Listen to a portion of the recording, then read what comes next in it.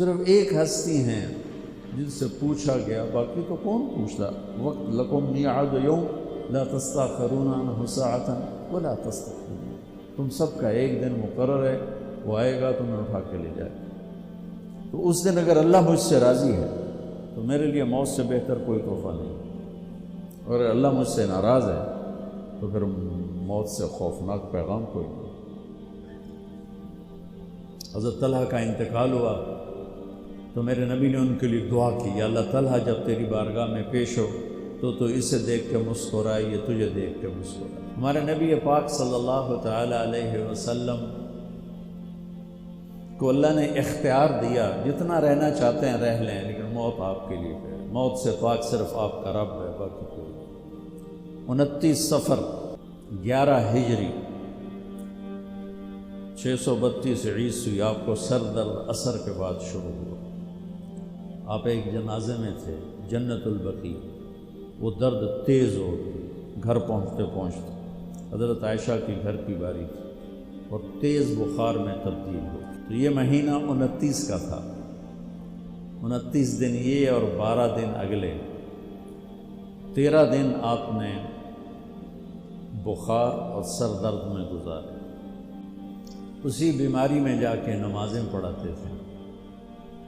آپ کے جانے میں 5 دن باقی تھے،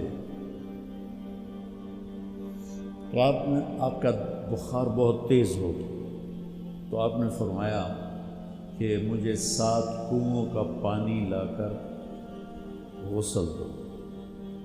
تو 7 مشکاں وڈیاں وڈیاں بھر کے لے آندیاں صحابہ نے،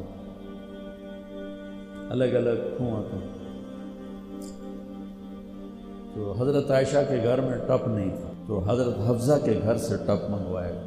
آپ تہمت باندھ کے اس میں بیٹھے اور ایک ایک مشک آپ پر ڈالتے گئے۔ تو اس سے پانی سے بخار کا زور ٹوٹ گیا، تو آپ نے پٹی باندھی سر درد کی وجہ سے، اور حضرت علی اور فضل بن عباس رضی اللہ عنہم علیہم السلام ان کے کندھوں پر ہاتھ رکھتے ہوئے آپ مسجد میں تشریف لائے۔ مسجد بھری ہوئی تھی، آپ نے ایک چھوٹا سا بیان دیا، وہ آپ کو سنانا چاہتا ہوں۔ آپ نے فرمایا، لوگوں، میں ایک زمانہ تم میں گزار کے جا رہا ہوں، میں نے کسی کا حق مارا ہو تو مجھ سے لے لو، کسی پہ زیادتی کی ہو تو بدلہ لے لو، کسی کو تھپڑ مارا ہو، سوٹی ماری ہو، بدلہ لے لو، قیامت کے دن میرے اوپر کوئی مقدمہ نہ کر دینا، میں اس دن کی پیشی کو برداشت نہیں کر سکتا۔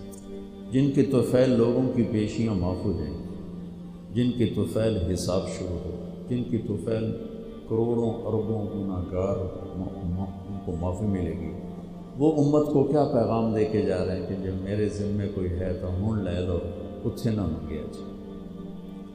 آپ نے اس کو اتنا دہرایا کہ صحابہ رونے لگے۔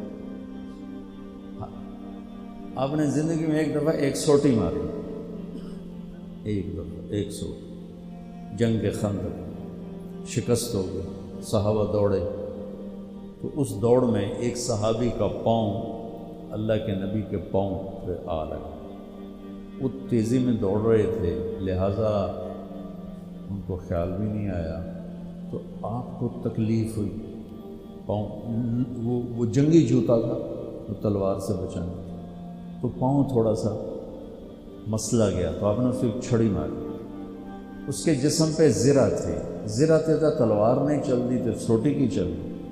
تو آپ نے کہا اوجع تھا نہیں، ارے دیکھ کے تو چلتے، تو نے مجھے تکلیف پہنچائی، اتنا آپ نے کہا۔ وہ دہشت تھی اس وقت، بھاگ رہے تھے، شکست ہو رہی تھی، انہوں نے پیچھے مڑ کے بھی نہیں دیکھا، لیکن کہنے لگے کہ میں نے اپنے دل میں کہا کہ بس ہوں تیری ہلاکت، اللہ دا نبی تیری وجہ تو تکلیف ہے گیا، ان تیری معافی کوئی۔ ساری رات کہنے لگے مجھے نیند نہیں آئی کہ اب صبح جبریل آئے گا اور آ کر اللہ کا فرمان سنائے گا کہ اس کے لیے یہ سزا ہے، یہ عذاب ہے، کہ اللہ کے نبی مجھے کہہ رہے ہیں تو نے مجھے تکلیف پہنچائی۔ کہ میں سویا نہیں ساری رات۔ فجر کی نماز کے بعد اعلان ہوا، جس آدمی کا پاؤں نبی کے پاؤں پہ آیا تھا وہ حاضر ہو جائے۔ تو کہنے لگا لے بھائی ہو گئی نہ وہی گل، آ گیا جبریل لے کے تیری بربادی دا پروانہ۔ تو کہنے لگا میں کانپتا ہوا، ٹانگیں میرا ساتھ نہیں دے رہی تھی، میں کانپتا کانپتا پہنچا دربار رسالت، تو آپ مجھے دیکھ کے مسکرائے اور فرمایا میرے بھائی کل میں نے آپ کو سوٹی مار دی تھی، اس کی میں نے آپ سے معافی مانگنے کے لیے آپ کو بلایا کہ آپ مجھے معاف فرما دیں، اور اس کے بدلے میں یہ ایک چھوٹا سا ہدیہ آپ کو پیش کر رہا ہوں، آپ کو میں 60 اونٹنیاں گفٹ کرتا۔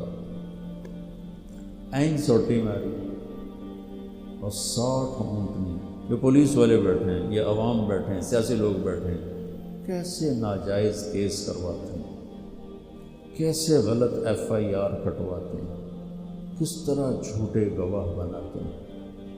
ان کو قبر کا اندھیرا یاد ہی کوئی نہیں، ان کو قبر کا جھٹکا یاد ہی کوئی نہیں، اللہ کے سامنے کھڑے ہونے کا احساس ہی کوئی نہیں۔ انہوں ڈھکا دیو، انہوں چھڑا دیو، انہوں بند دیو، انہوں چھڑ دیو، یہ بھول نہیں گئے، ان کے اوپر ایک اور رب ہے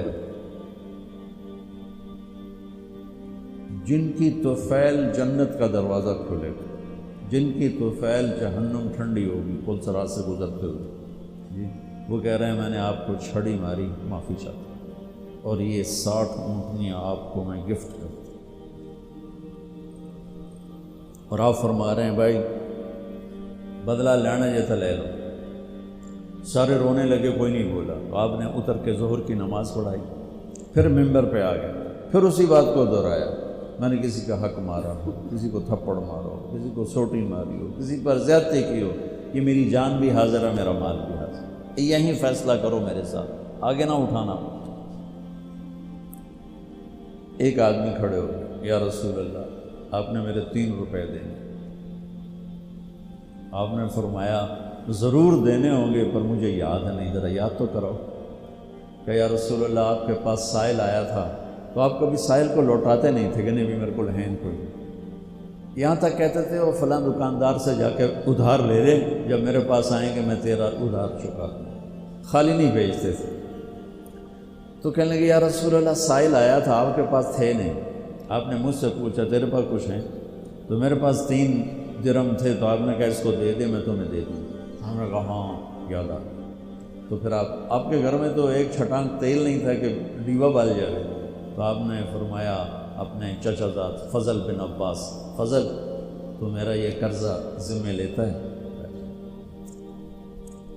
تو ایک عجیب بات بتاؤں، آپ مقروض کا جنازہ نہیں پڑھاتے تھے، جس کے سر پہ قرضہ ہوتا تھا اس کا جنازہ نہیں پڑھاتے تھے، ساری زندگی خود قرضہ لیا۔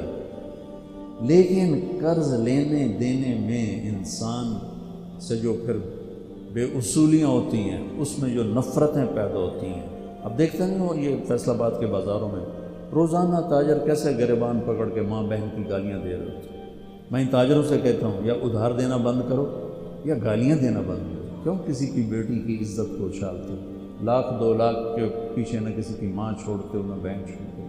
لعنت ہے تمہاری تجارت جو تمہیں انسانیت سے نکال کر جانور بنا، درندہ بنا۔